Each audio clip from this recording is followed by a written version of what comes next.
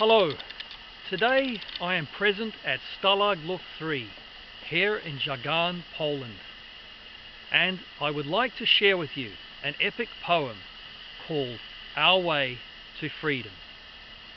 Of 1944, March 24th to 25th, our gift, the day of escape, to instigate, to realize our fate. We shall be at Stalag Luft 3, our present place of captivity. We are airmen of many division, trapped here against our decision. We won't stay here long, for soon we will be gone, to flee amid disparity. We will build our way through a tunnel long, to reach our goal in Golden Shoal. We'll dig down deep, a task in sand far our feet, risking our lives in a place of no space, taking air from bellows, our tube under near. The tunnel will measure 2 feet square, enough for all to fare without compare. Its length will be 320 feet long, lined with bedboards to make it strong. There will be halfway stations to convey Piccadilly and Leicester Square along our way. We will ride its length, showing no folly, lying face down upon a wooden trolley. We will run on rails for the trolley to travel, the tunnel's length to compensate our strength.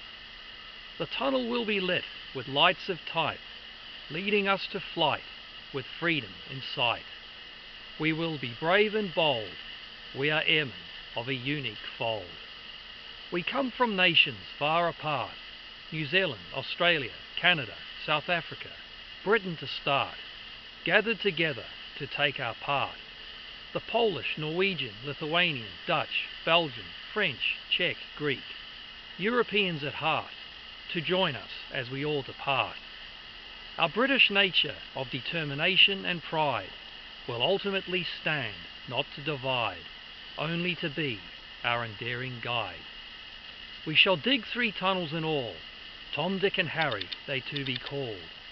Tom and Dick suffer as Tom the Jerry uncover. Harry none other, a friend indeed, for he will plead all of our need. The first of us will go at 22:30, you know, with 75 more to follow, for this moonless night, our time being right. Our names have been drawn from a hat of few, not to misconstrue, to look askance, for now is our privileged chance.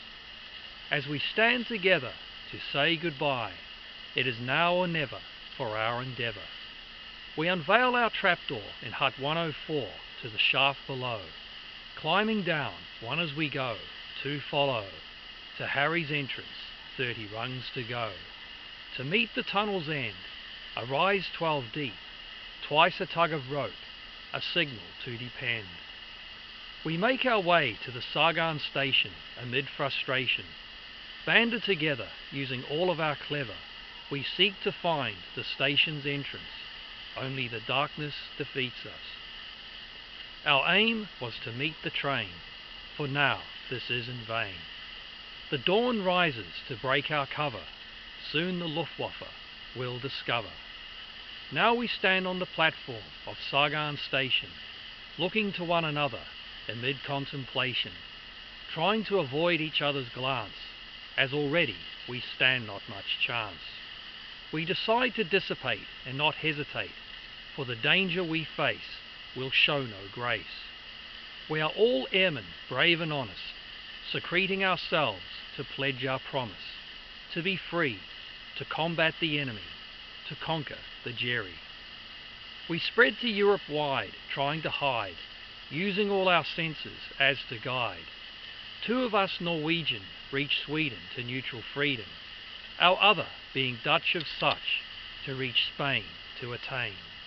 Thus we reside to Britain, to abide, to fight with pride.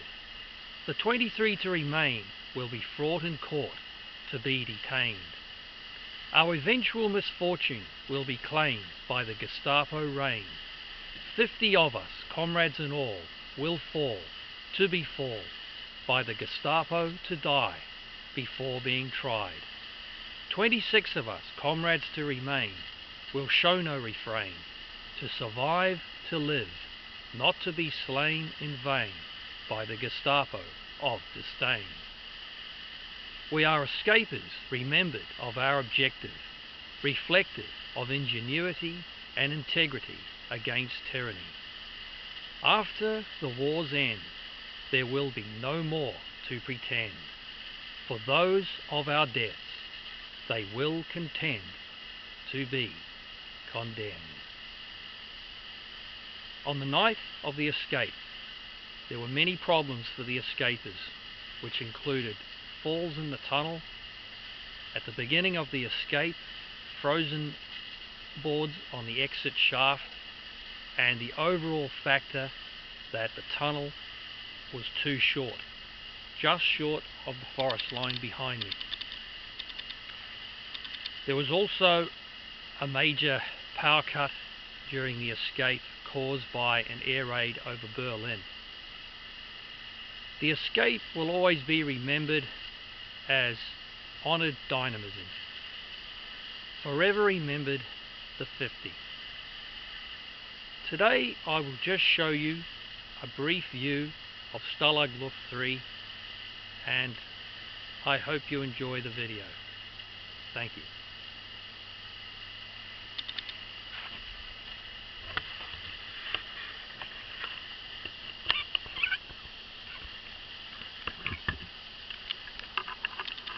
Okay, I'm just walking now with the camera, and I can show you the sign here at the exit. That's a German there standing on the ladder at the exit shaft. That's the ladder for the exit shaft. Another photo of the exit shaft and ladder. And looks like there a watercolor of the escapers standing just outside, dressed as businessmen. Probably Roger Bushell. That's how he left the tunnel, as a businessman with Bernhard Scheidhauer. I can't pronounce that properly in Polish, but that's the name of the museum here in Żagań, which is probably quarter of a mile from here, from the site, the Tunnel Harry site. This down here is a small model which I made, a watchtower. I have in fact made a full-scale model of the Tunnel Harry in 3 sections. It has the halfway stations and the Hut 104 at the beginning. I will more than likely show that on YouTube at a later stage. I'm just completing a box which houses the model, and just presently finishing that. The inscription here on the exit stone means Allied Airmen, prisoners of Stalag Luft 3, participants of Great Escape.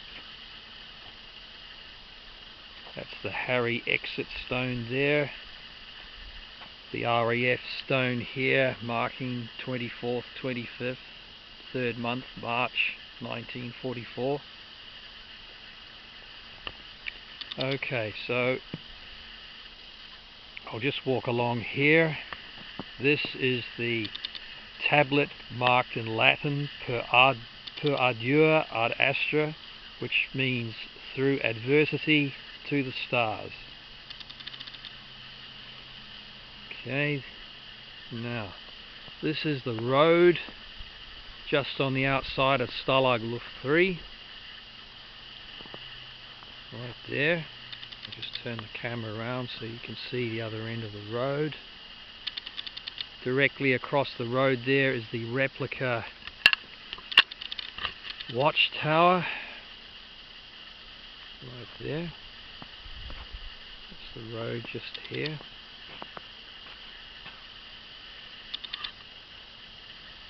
Okay. here is in fact the original footings for, you may just see those there, first one there, second, third, fourth, the footings for the original watchtower. Just behind is the replica watchtower right there. Okay, so just moving along now to the tunnel, the line of the tunnel right here. Okay, so look back over there to the exit and the forest. Okay, so make our way along the tunnel.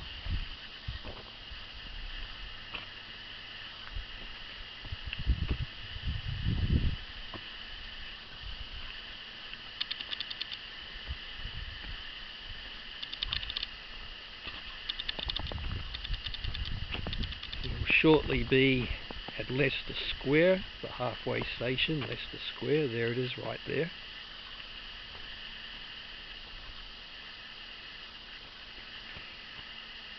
Okay. I believe the actual length of each halfway station was approximately 10 feet on either side. I remember reading this in Paul Brickhill's The Great Escape. There was enough room down there to turn around. This is, as you all know, Steve McQueen from the movie The Great Escape, and he was housed, as you saw in the movie, pitching his baseball, catching it in the mitt in the cooler area, which is right over there, which is just now broken concrete area here, just around here. Okay, so just pan the camera around slowly here and walk back to the other side, and there is a sign over here which marks the medical area of the camp.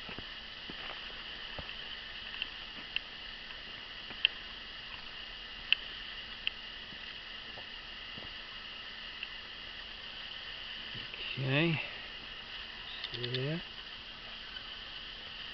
Okay, and that is just here, the basement area down there. Okay, small stairwell there. Okay, I'm really here at the right time with the snow, as when the escapers departed from this area it was very, very cold indeed. It's about -1 today, but at the time it would have been -10 plus, I would think, for sure. This is halfway station Piccadilly, right here, right there. Okay, across to the other side there, halfway station Piccadilly.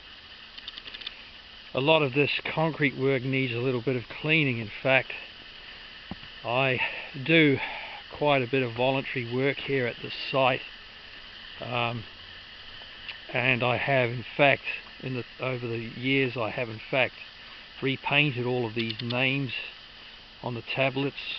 The names which are marked in black are the deceased. The names in blue were the airmen captured.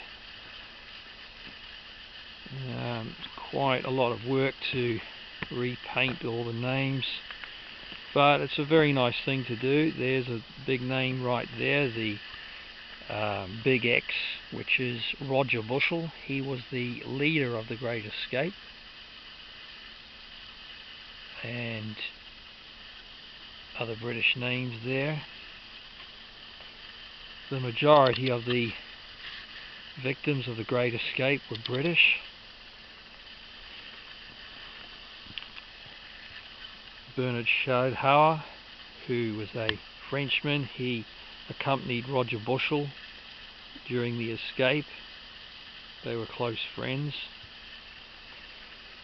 The Polish airman there. Tobolski, who in fact in the movie The Great Escape he played a German. You may remember he was dressed as a German, and it was apparently very, very realistic. His uniform was very, very realistic, and it frightened on the night quite a few of the airmen because it was so realistic. They thought, which side is this man on, really? But no, he used it as a perfect type of uniform to blend in with the Germans and hopefully get away with everything that way. The Great Escape is 24th to 25th, 3rd month, March 1944. Australians.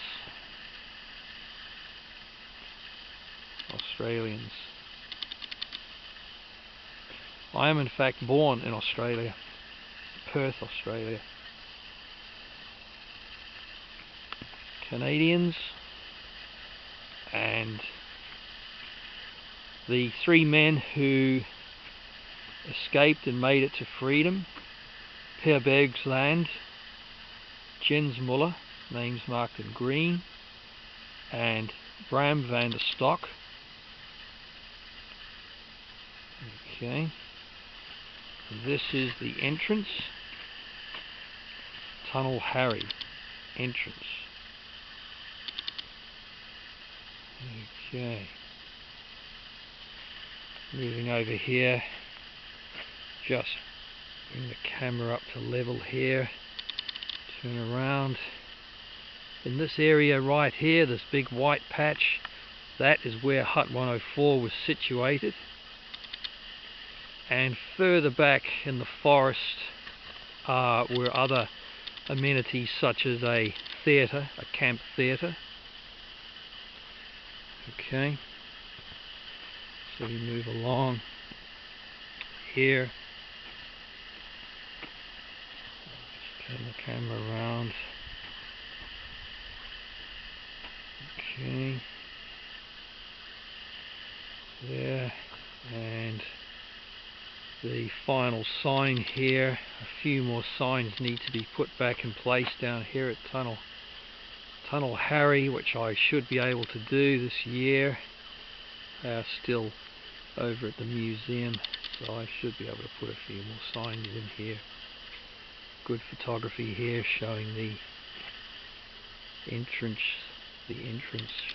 ladder, and the men there working on the airline, which was made of milk cans. There's a very good diagram of the tunnel. There the men are working in the woodwork chamber and the sand dispersal chamber behind it. A bellows was devised to pump air through the tunnel to keep everybody so everybody was able to breathe down there. Okay, and I believe Per Bergsland, in fact, the Norwegian, he was the one who devised the idea for the pump, the air pump for the tunnel, which consisted of kit bags made into a pump, and they were on a shaft to pump the air. There's the trolley for the sand. The tunnel was hidden under a stove, stove there. There's a ladder leading down under the hut 104. Okay, very good. Okay, so well, I'll just make my way back to the exit. So you can just follow along the line of the tunnel now. Just see how long the tunnel was. Very long indeed. Shall we say a great deal of work for the men that were involved in excavating the sand, and the dangers of falls from the sand, which was very, very difficult to work in. Very difficult conditions. Much of this information can be read in Paul Brickhill's The Great Escape. It is very, very well described. Okay.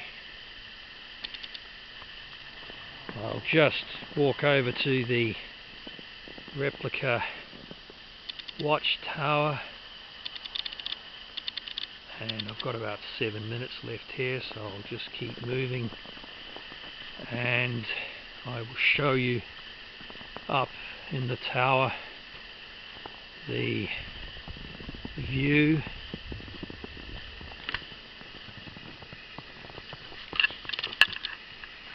Okay, so up the stairs we go.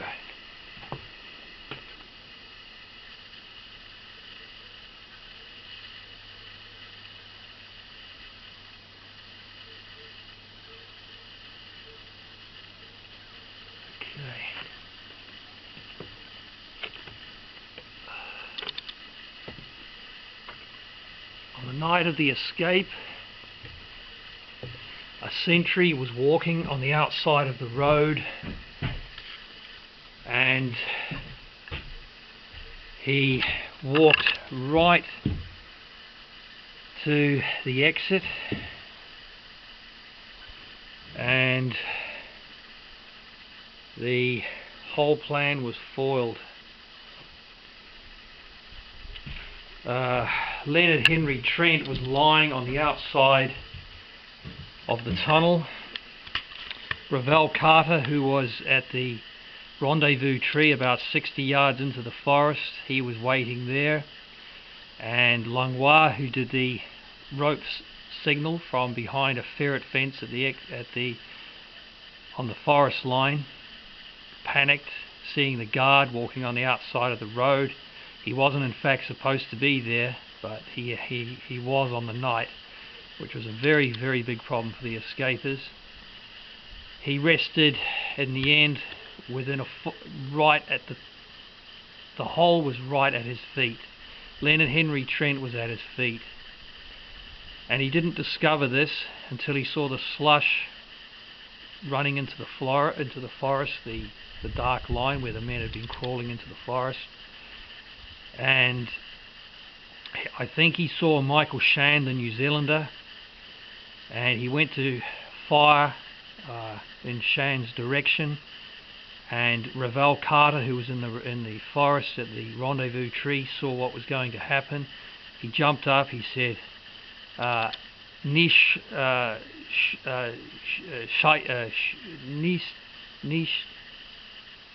schossen, nicht schlossen," I believe that's the word. And "Don't shoot, guard, don't shoot."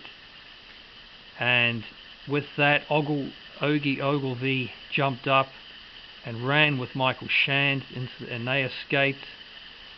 Leonard Henry Trent was found at the feet of the guard. Bob McBride was the 18th man to exit the tunnel. He was hanging on to the rung in the exit shaft.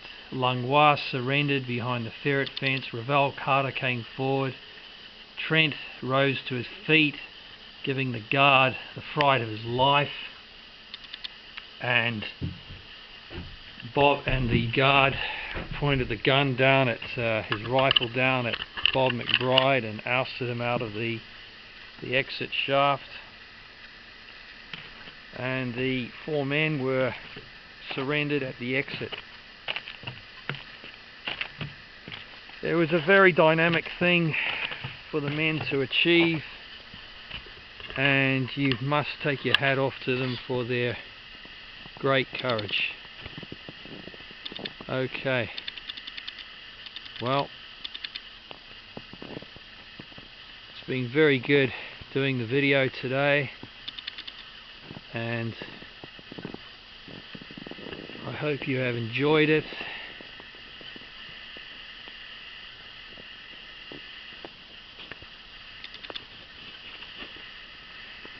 Okay.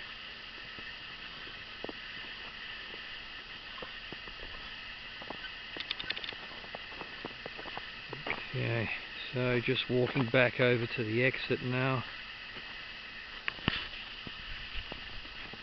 Just 2 minutes left here.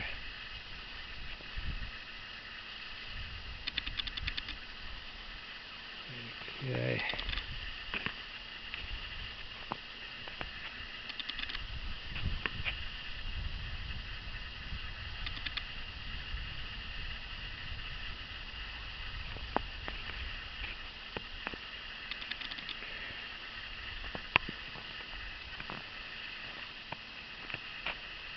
Right there, that's where they exited from, and then they went into the forest and made their way to the Jagan train station. And this is looking back to the forest there, or the sun's in my way right now, so that's what it's all about. Through adversity to the stars. Okay. Well, I hope you've enjoyed the video, and I will make more videos more than likely in relation to the Great Escape at a later stage. Thank you very much. Goodbye.